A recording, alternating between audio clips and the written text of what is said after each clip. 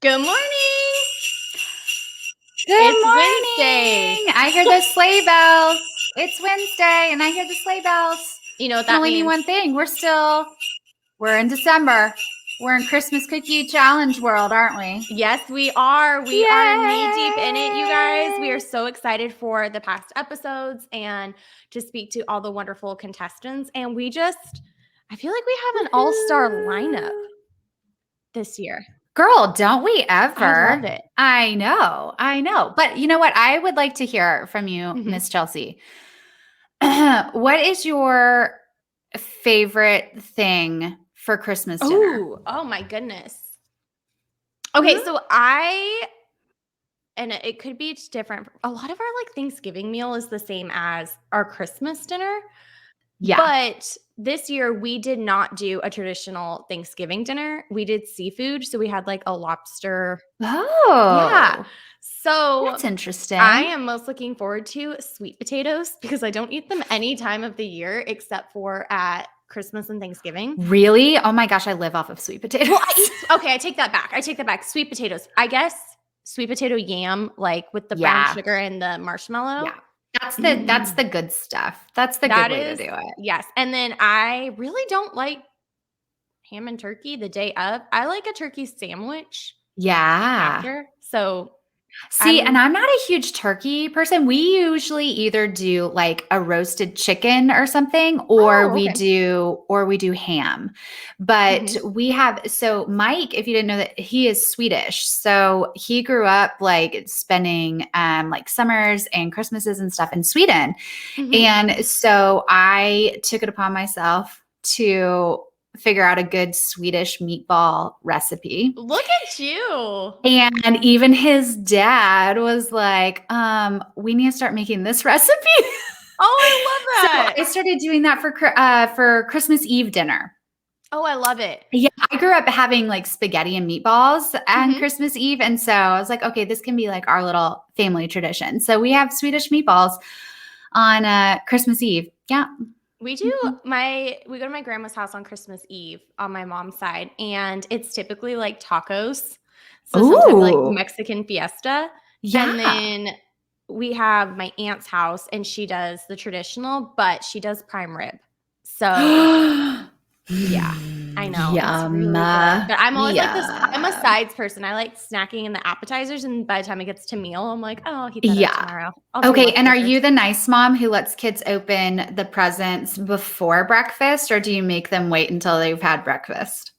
On Christmas morning? Yes. Okay, so our Christmas, we have toned it down as far as chaotic traveling. So we used to Yes. go to 4 places on Christmas Day. Oh, girl, no. I know, trust me. It was like, "No, I'm not doing this anymore." So Uh-uh. we wake up and my kids are sleeper inners. We're like Yeah, you're so lucky. Oh my gosh. so we have to wake them on Christmas, like, "Hey, get up," because we have some we go to my mom's house then to celebrate Christmas morning. So, yeah. You have to wake your children up on Christmas morning? Yes. Yes, we try and let them sleep as What? long as we can. So we wake them up, they do their Christmas, and then we are like hustle bustle, get ready, and we go to my mom's house for breakfast. And my mom hosts this like beautiful brunch. She themes it with like candy cane, mimosas, and all of Oh. that fun. So we do breakfast there, open up Christmas with her, and then Okay. continue on the day. So it is Gotcha. before breakfast. Santa visits our house, but Yes. then they open at my mom's house. So Yeah. do Well, you that's fun. do breakfast and then? Well, again, because Mike, like, he's a first generation American. So the Mhm. a very common European thing is that Santa comes on Christmas Eve. Tommy grew up Um, that way too. yes. And so we've had to find our balance with that. So Yes. Santa makes a little stop Christmas Eve as well as with the morning. So yeah, there's a lot of Santa all around. But yeah, so I generally say I at least have to have a cup of coffee Mhm. before we do gifts. So yes, they can open Santa gifts, but we're not going to open everything and start playing with it Mm. until like then we're going to have our waffles and our Swedish pancakes and all of that stuff first. Yeah, Tommy, when we were dating, I remember going, you guys, if you don't know, Tommy and I have been together for 16 years. They're the high school sweethearts. We are. So taking it back. Anyways, we would go to his house and he's like, oh yeah, they're opening like Christmas Eve. I'm like, what do you do Christmas morning? He's like, sleep in. I'm like, wait, what? So it was a big adjustment, but thank goodness he's so easy and just goes with the flow. He's like, I don't care, whatever. He's that Enneagram 7. He is. We You love guys, our we sevens. We do. We love our Enneagrams. So we should post that Wow. again. Make people take it for the I holiday know we season. should. Chelsea and I are kindred spirits in our 3-wing 2s. We are. Well, we'll have to see what our next guest is. I wonder if she knows anything about it. And I'm interested to hear about any traditions up in Canada. Wink, wink. Who could it be? Y'all, she is like, She's an icon. An icon among the cookie community. She is one of the most, it's one of those ones where you're like, is it a painting or is that a cookie? So she's our painter, Canadian cookier extraordinaire. Let's and our challenge champion round edition. Yes. So here we are. The best of the best. Welcome, Lucie. Hello. We are so excited to have you with us. So excited. You guys invited me on. Yay. And such a trooper, y'all. She was at a wedding late last night and she is up early doing this with us. So thank you. Love it. Well, welcome to the cookie chat for anybody who, just lives under a rock nowadays in the cookie world. Seriously. Can you tell us your handle, where you're from, a little bit about you, and how you got started in this amazing industry? Okay. Handle Lucie at Lucie.Bakes. Also my name, Lucie. I'm in Vancouver, BC, and I got started just kind of by accident, I guess. Like I've always sort of done baking my whole life just for fun. And then I started working as a graphic designer, and my coworker did like artisan soaps, really fancy artisan soaps. So she started her own Instagram page, and that sort of inspired me to be like, oh, maybe I should do the same thing with cookies. And it became like a tag team thing, and we'd help each other out on social media when we were just getting started. And then eventually I went down part-time at my job so that I could focus more on the cookies, and then we all got laid off, so I just stayed doing cookies full time. Here we go. Gonna make this work. Yeah, worked out really well. Talk about making lemonade out of lemons. Seriously, that's incredible. I feel like the start for everybody is always like, well, I just kind of like fell into it, thought I'd try it out. I feel like that's all of us. Yeah. And you never expect to like really grow. Yeah. Like, yeah. And I think when I did Christmas Cookie Challenge, in 2019, we filmed, I was still working full time. And then by the time the episode aired, I'd been laid off. So it all just sort of lined up really well. Yeah. Yeah. Wow. Well, we have so many questions about Christmas cookie, but I feel like with you, we also have so many questions about just life because you're amazing. Thank you. My first question is, obviously you're artistic, where a lot of us are like pen to paper. Don't give us that. What is your median outside of painting cookies? I mean, it's cookies now. I was always very like artistic child. That's what I like to do. Art class was the only class I really liked. And then I went to a fine arts high school. So Lord Byng in Vancouver, they have an arts program. It's like I don't know if you guys have mini schools in the States. It's like a segment of like a regular high school, but you have to apply to get in. Okay. Sure. Yeah. There's some like fine arts, schools. So it was a fine art school, and you could go for a few different types of arts: music, drama, visual arts. So I went for visual arts, did my degree in graphic design. So it's sort of always been my background. Always loved to paint as a child. I still love doing like arts and crafts, things like that. And then it sort of turned into more of the digital graphic design, sort of sector. And then I just it kind of just switched back to the visual, just on a different type of canvas. I love that. Yeah. That's amazing. So you are full-time? Yes. Awesome. So, but you don't do custom, so do you? No, not anymore. I shut it down about a year ago, just because it became way too time consuming. Mhm. I mean, as much as I could possibly charge, it would still only work out to being like $10 an hour. Even if I was charging, $15 a cookie, it would sometimes take me 2 hours to do that one cookie. And that's didn't work. Yeah. Yeah. So how then did you transition business? So what's kind of like your bread and butter now? The major turn, I started doing cookie cutters like 2 years ago or 3 years ago. 2 years ago. It's time just evaporated I know. this year. It must be coming up to 3 years ago. I started the cookie cutter. So that was sort of quite a bit of it for a while. And I would do custom cookies also. And then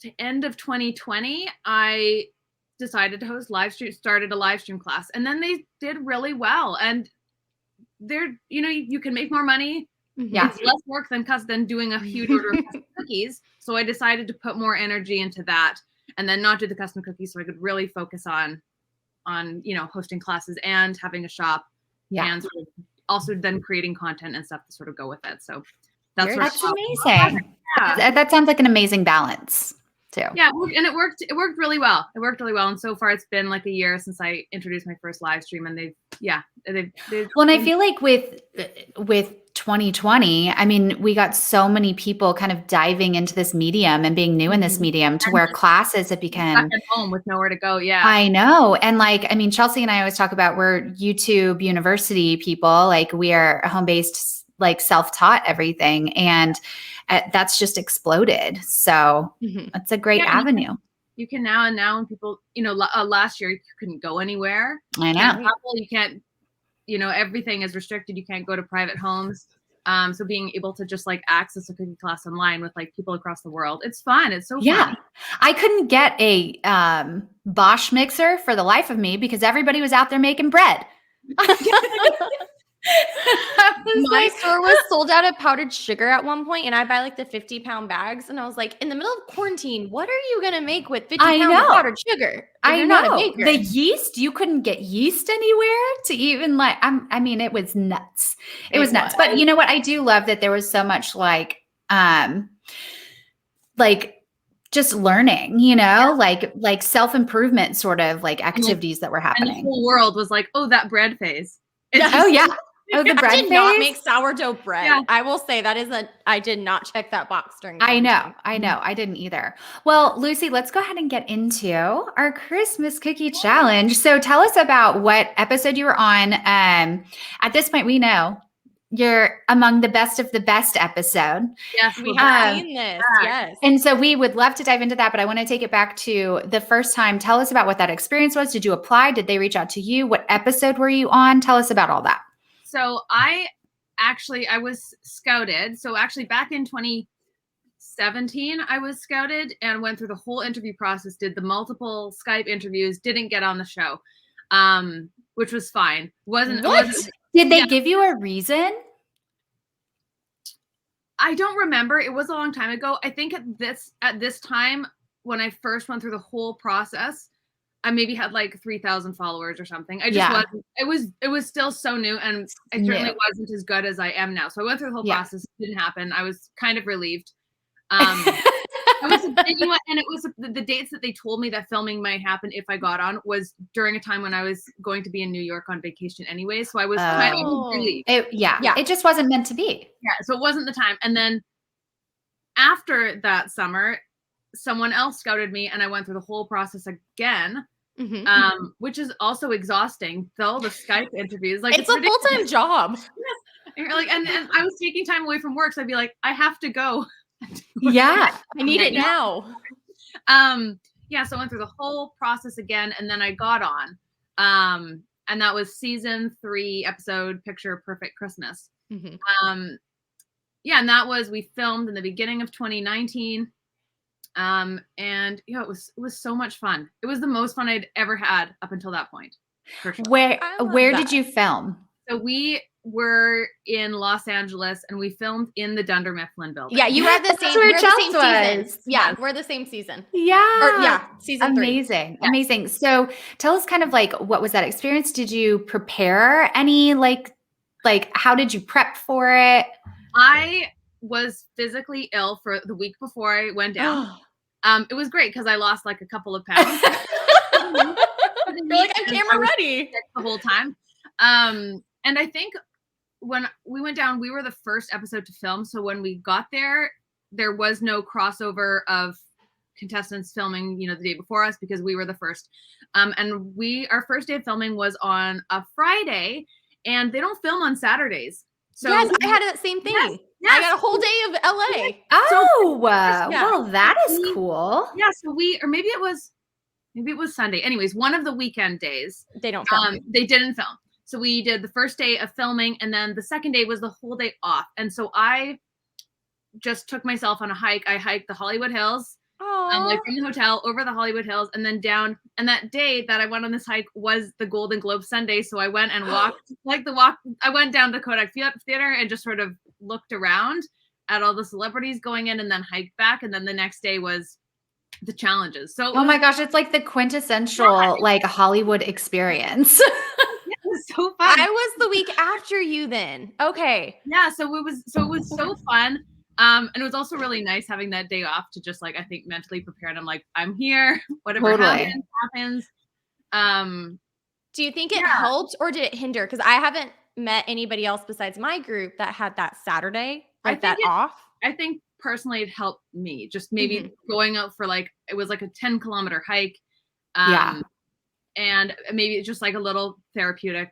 So at that point, had you met the other contestants? Yes, because we'd spent an entire day in the holding room doing just like the individual interviews. Yeah. So I had met everyone, and some people went off together to go to the beach on that free day. And I was just like, I'm just going to go like on a hike by myself, sort of physical activity. Yeah. It'll just be like nice and therapeutic. And it was really fun. And then the next day we all went back.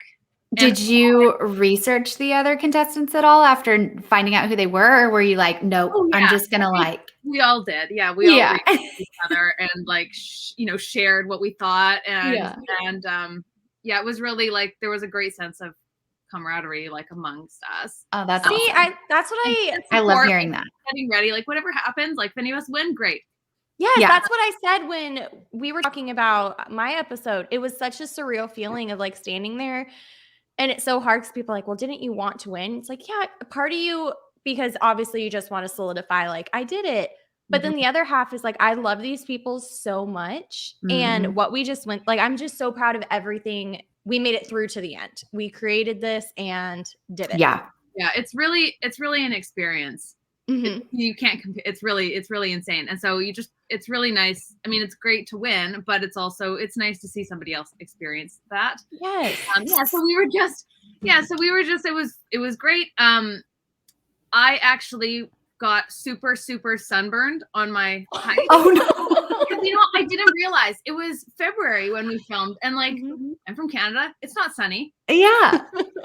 Oh no. How was the camera testing then?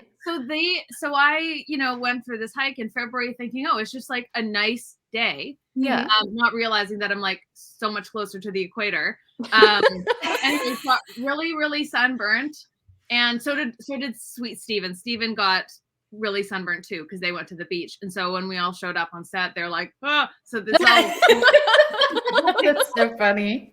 I know. All makeup. It was just hilarious. I mean, it was all fine. It was not that bad of a burn. Yeah. Just enough concealer to just sort of cover everything. That's too funny. Yeah. I love that. So did you go in thinking like, okay, I'm going to paint. Like that's like my thing. Like that's what I'll be doing. She's like, I wasn't setting myself up for that. No, I would not have done that. I was like, I need to keep it as like cut and clean, as simple, but like as there's a fine line between like what's really simple and what's just like boring. Like, absolutely. Something that's like unique and simple that I can put out and I'm not gonna like succumb to time constraints because I'm trying to put too much in there. There's a strategy to it for sure. Yeah. you know, I watched before we filmed. I watched past seasons to see. Of course. Past seasons to see where people went wrong, and what people did right in order to win. And like, you know, they penalize if it's like vanilla cookie, vanilla royal icing. They don't like that. It's too simple. It's too done. But people who would be like, oh, I'm going to make a macaron. Like they would, it was an out because you just can't. It's too stressful. Yeah, right. It's too stressful. So there's definitely like a fine line of keeping it simple but not boring. But the design should be really original, but then not like too complex so that you're making a million different colors and then trying to paint and wait for it all dry. So there's some strategy involved. So I sort of went in thinking like, I have to do something that's really original, but like maybe an interesting flavor, but that's a dough that's not like an unusual dough that I've never made before. That's gonna it's not the time to test. Yeah, there's all of these different things that then you're thinking of in the moment. How can I make it work? Like foolproof, essentially, in terms of the design. Yes. Yeah. Were you overwhelmed? Because we had the same studio, so I know that kitchen. When you walked in for the tour, were you just like, this is baking heaven? Like, were you distracted by the sprinkles and stuff like I was? Wonderful. Like, I wish I had a pantry that looked like that. Right? And color coordinated? I feel like that would almost be like sensory overload. Like that sort of environment. And that's what I always tell people, like, even if you don't have space to have like cookie, like room or anything like that, find a space that can be clean if you need clean, like something clean to work in, but something that inspires you, because that will evoke more of the creativity and the flow of things. So I can only imagine like you're going in with a strategy, but then like in an environment like that, like I would think that these great ingredients that it would be like overload. And like also, why are there so many? Who uses like what actually uses all of those ingredients? I don't know why there's. I was like, why are there cake pans? I don't even bake cakes, but I can bake a cake. And so like, there's also a sense of it of like it's also a set. So they gotta make it look pretty. Like overloaded Santa's kitchen. They bake everything here. Yeah. It's the most amazing set. It's really incredible. Also very spacious. So you're running a lot more. Yes, I didn't think of that because on TV, everything looks like it's in such close proximity to you. But when you're actually there, you're like, this is a journey. And if like, heaven forbid, you're at one of the kitchen booths at the farthest from the pantry. Like, that's like not fair, really. That's why you always see on like Top Chef or like the baking shows, they get the big pan and they go get every single thing that they can think of that they would need. Not possible here to do that. Oh, because it's just it's so odd. We kept on our episode. I was like, does anyone need? I was right next to it. I was like, anybody need this color? Yes, and then like heaven forbid somebody takes something that you're using, so you go to the pantry and you're looking through a million items, and then it has it, so you have to run around the full like the perimeter. You're not supposed to go through the middle. Dude, I did that and I tripped. Well, on the hump. Of course, there's camera people, of course. So like it's like running what's that one race? I don't even remember. In track and field where you pass off the baton. Oh yeah. Yeah. Like the tracks are the relay. Yes, the relay. The tracks are staggered so that the person on the outside isn't having to run farther than the people on the inside. Right. This is not like that. After that filming, like that night, I was like, my legs are killing. I was like, I feel like I did a full blown workout. And I did not realize like how much we were running and squatting and up and down like all day long. I could see that for sure. So, I mean, spoiler alert, you're on the best of the best episode. So you win your first episode. How did that feel? I burst into tears when it shows like that I won. I actually burst into tears, and they cut out a lot because I actually started crying so hard. Like Ree came over and she was like, "Oh my god, you're crying!" Yeah, no, it was magical. It was so wonderful. I mean, I would have been happy losing to the other two, but it's so nice. And I think even if I'd lost, it would have been the most fun thing I'd ever done. Yeah. Winning is just a bonus. Yeah. But yeah, so it was amazing. And it was like amazing then that night of course, I called my mom and I was like, "Oh." Yeah. I did it. And like she'd, driven me to the airport and everything, was like, no matter what happens, like don't kick yourself if it doesn't go the way you want it to go, blah blah. And I was like, okay. So it was really, really great. And then I had to keep the secret for 10 months, which was I really know, Oh which my would gosh. be so hard. so awful. I'm like, we filmed in February and like it aired in November, like end of November. Yes. So hard. That, Yeah. yeah. I can Yeah. relate to that one.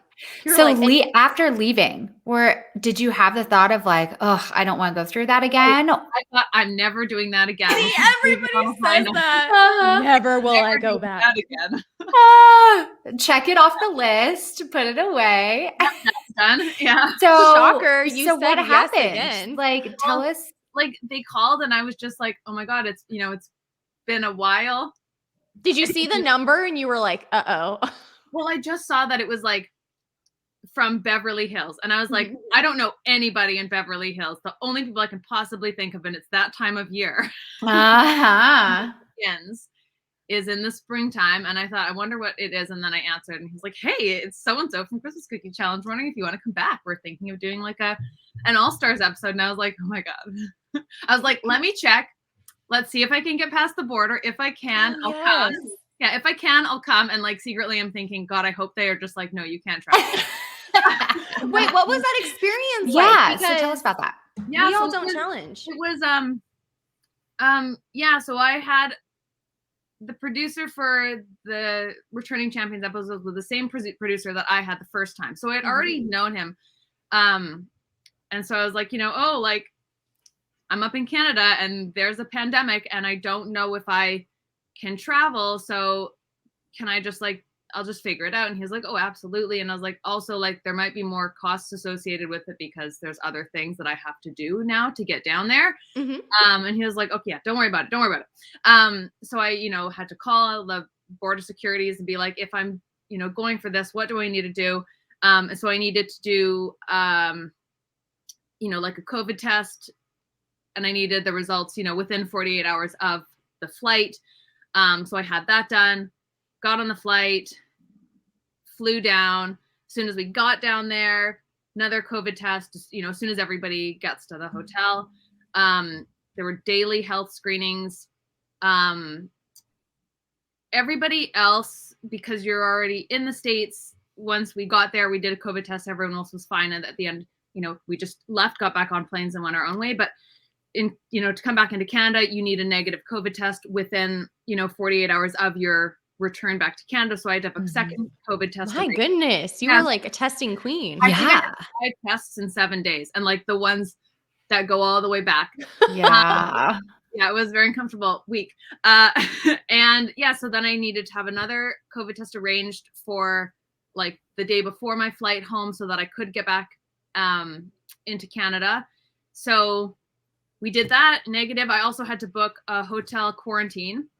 We had this. Oh my gosh. We had a program that ran in Canada. Anyone coming into the country, doesn't matter if you were Canadian, if you were a traveler, you had to spend 3 days quarantining in a hotel on your dime.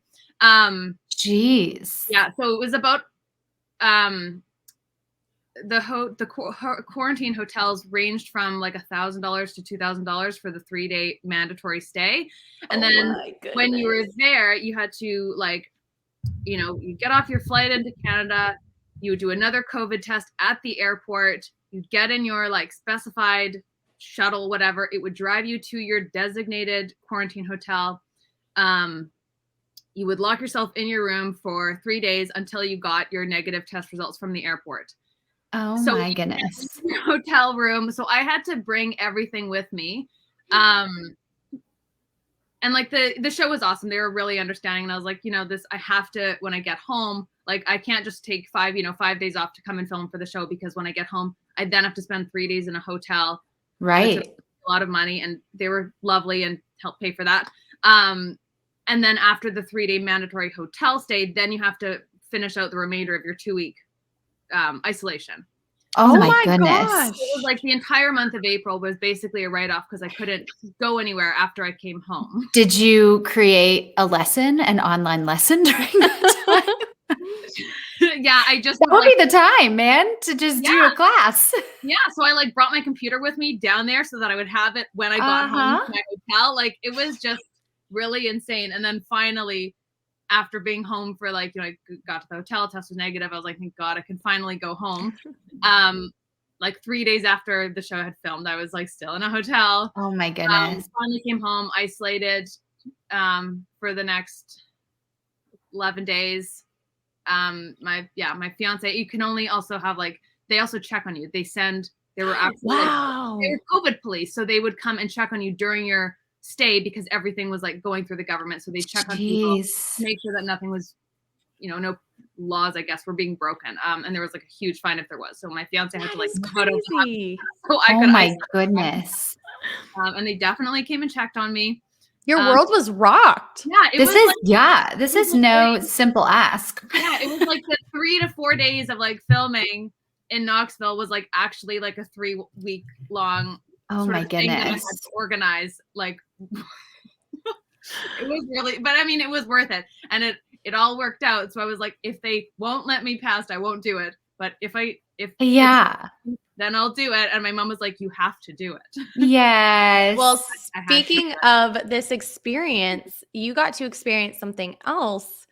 You got to create the memorable 5-year collab. Tell us about that. Platter. So that had nothing to do with the show. My producer from season 3 called me in mid-March and was like, hey, we're planning on filming, the 5th season of the show. And I really want to surprise Dave, the executive producer, with like a tribute and cookies of, Ree and Eddie and himself having a party, on the set, something like, and I know you can do it. And I was like, I can do it.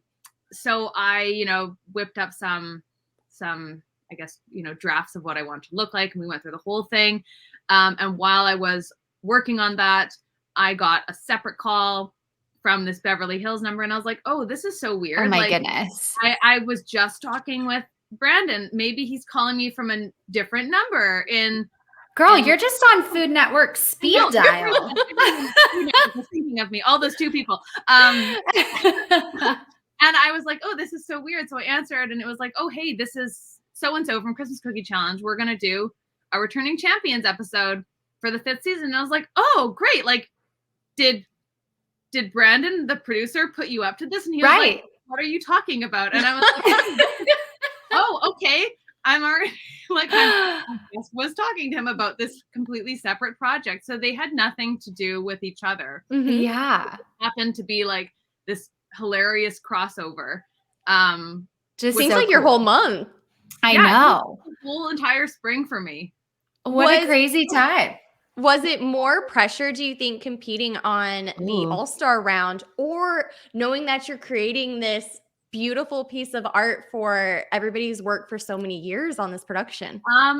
No, it was more pressure on competing on the show. Oh, really? Well, I would imagine, because we've talked to other people who have done the competition, and just talking about the pressure of like other bakers seeing your creations, and on the competition, you don't have the time to truly execute what you do. And so I was like, I feel like everybody should do a cookie swap after their episode and be able to like send the other contestants that they competed with what they actually do, And so that's the nice thing with having the actual time to create your platter.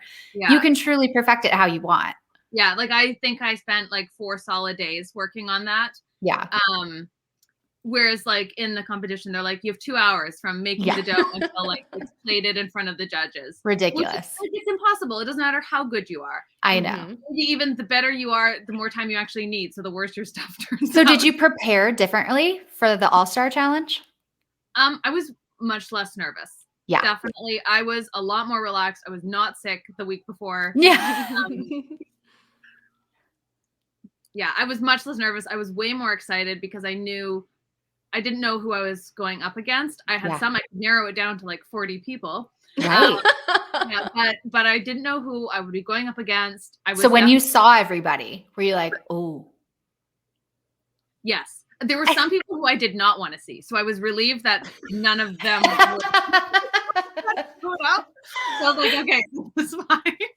I can Were breathe. you, I feel like we all, like when I speak to people who've competed, everybody has that like one or two people in their mind. They're like, I would love to meet you, but I really don't want to compete I against don't wanna compete compete against. Yeah, so there were some people I was like, oh my God, I hope this person is not there. Like there's no chance that anyone Yeah. else, there's no chance. So I was relieved when there were some people who were not there. Yeah.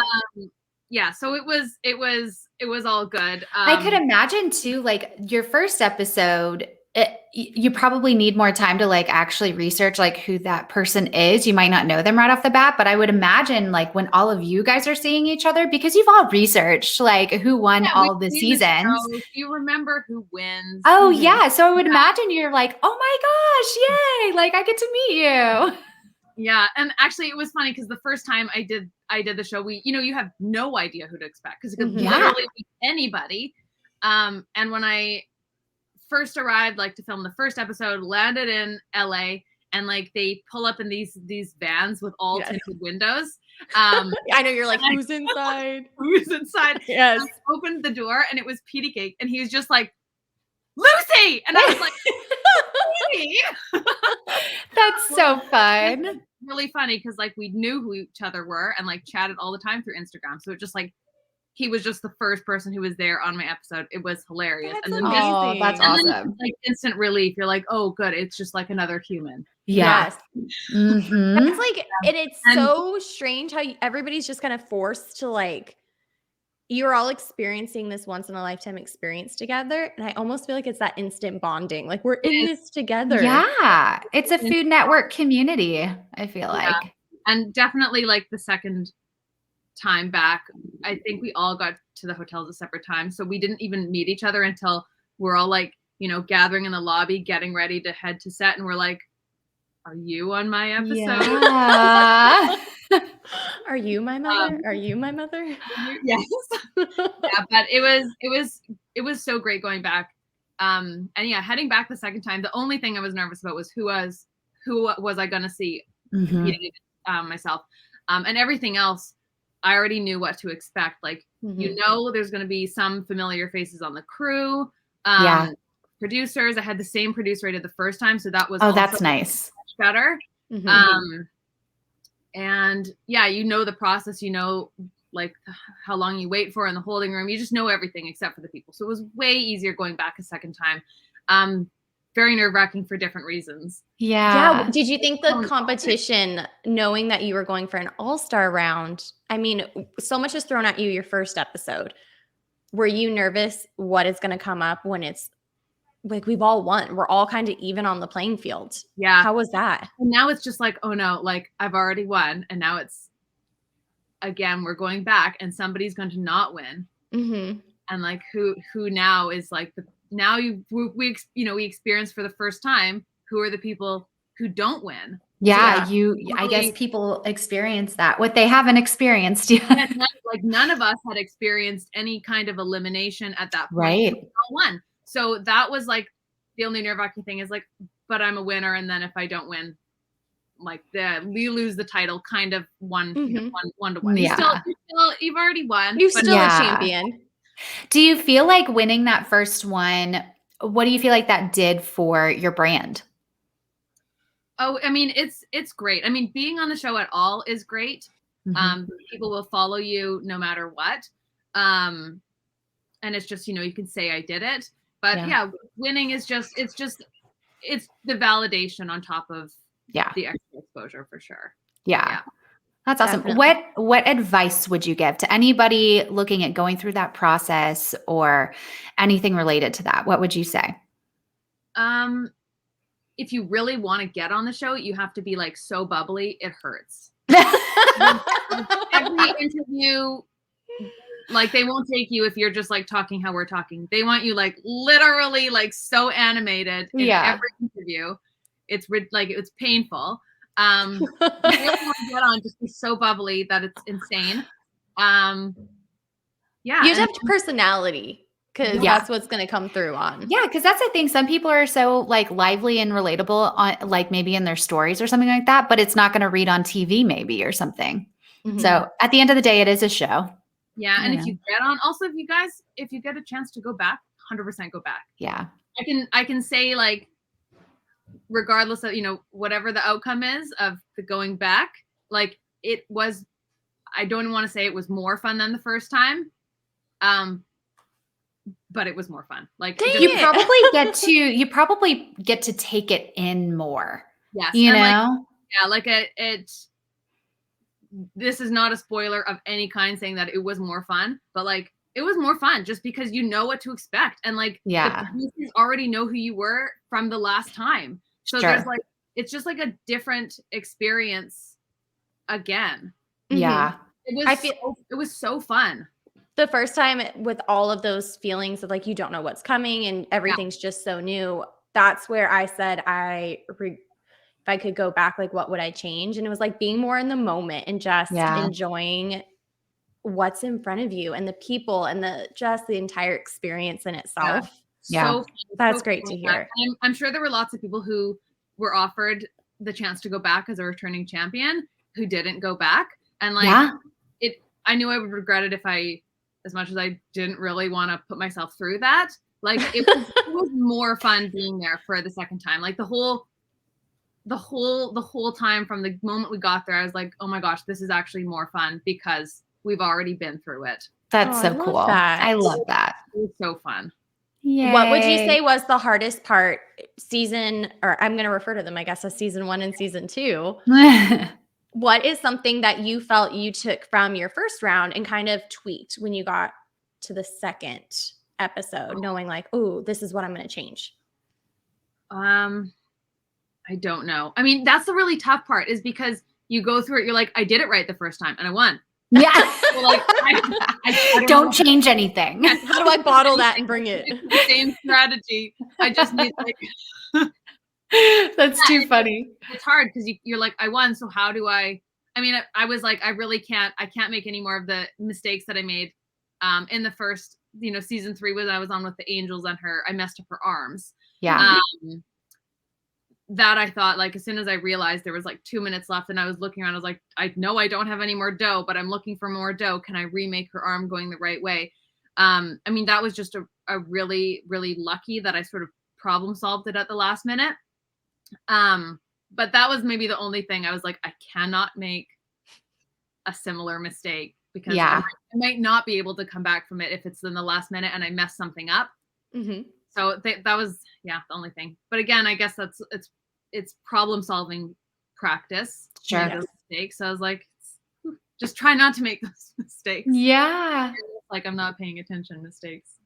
I love that. What would you say is just the fondest memory of all time from both? Obviously creating for them for their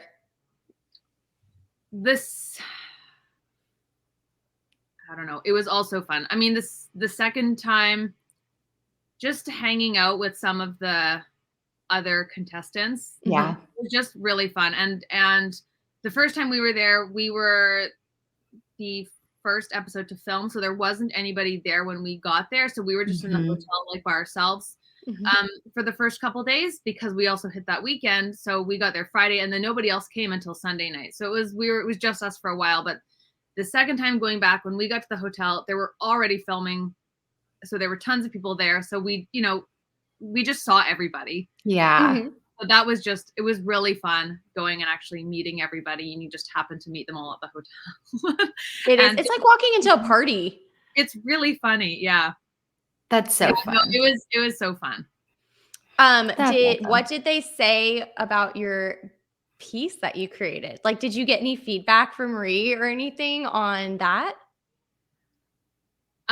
No. Okay, so here's what happened. So I made the whole thing, packaged it, and I shipped it. So I obviously flew down there myself, and I didn't want to bring it with me on the plane because I was like, it's going to take up my entire checked baggage. So I shipped it down there. Like I FedExed it down. While I flew down. So I actually beat it down Oh, wow. And then I got home before it even arrived down there. Oh my Oh, gosh. wow. Like I shipped it on like, a Monday or something. And then I Mhm. went down on the Friday. We did the filming and then it arrived, I think, the day after I left. Oh my Oh, goodness. no. And like I shipped it to my producer's hotel room. He said, here's the address, send it here. And they had no idea that I was making it. Like Dave, all the, the other Eddie, they didn't know. And it was presented to them after the last day of filming. So a few days after the last day of filming, I was long gone. That's when the producers and the crew presented it to the hosts and Dave, the executive producer. Yeah, so I personally didn't get any feedback on it. I got a photo of them holding their cookies, which was really nice. Oh my goodness. Brandon called me and was like, I gave it to them tonight, and they were like astounded and laughing and everything, and it went over really well. So I got some feedback. Oh, good. That video was amazing that you created. Oh, it's insane. Yes. Thank you. Yeah, so I filmed that all when I made the cookies, obviously, and then sent them the video. So they played the video like after filming wrapped, and they're all in the, I don't know what room it is, whatever room it is where all the monitors are that they and yeah, so Brandon, my producer, told me like, oh yeah, we played the video, so they're all standing there watching. Oh, that's cool. They played the video, and then they were like, oh yeah, that's cool, and then like the Eddie cookie popped up, and they were like, oh my god, wait, what? And then after the video played, he said they brought out the platter of cookies and everyone took their cookies. That's awesome. I honestly, like, for me, I feel like I would be more comfortable if I wasn't there in that situation. Like if I'm going to an event where like all of my sweets are going to be there, I get really awkward and I'm like, because I don't want people to feel like they have to say something, Yeah. I get like really awkward about it. Yeah, so it all went over really well, and that was also made it a little bit, I think, I was more relaxed on the show because I was like, you know what, it doesn't matter what happens because I did this really cool project. Yeah, they get to see like your best of the best at the end of the day too. Yeah, and like, they know who I am. I did this really cool thing for them. Yeah, so it all just worked out really well. Yeah, that's I'm awesome. interested, since you make so many beautiful pieces of art that we all get to enjoy, is there a piece, I should say, that just stands out in your mind, like it's your favorite that you've done? I don't know. I couldn't tell you. They're all your babies. I know. I have a lot of them. I could preserve all the ones that take me like more than a certain amount of time. Yeah. Yeah. So I have a bunch. I mean, I don't know. There's a whole bunch that I just love for different reasons. Yeah, I could totally see that. I could see that too. Well, Lucie, this has been amazing. Thank you again. We just love it. Go back to Food Network. Give us all the content that you can. We are there for all of it.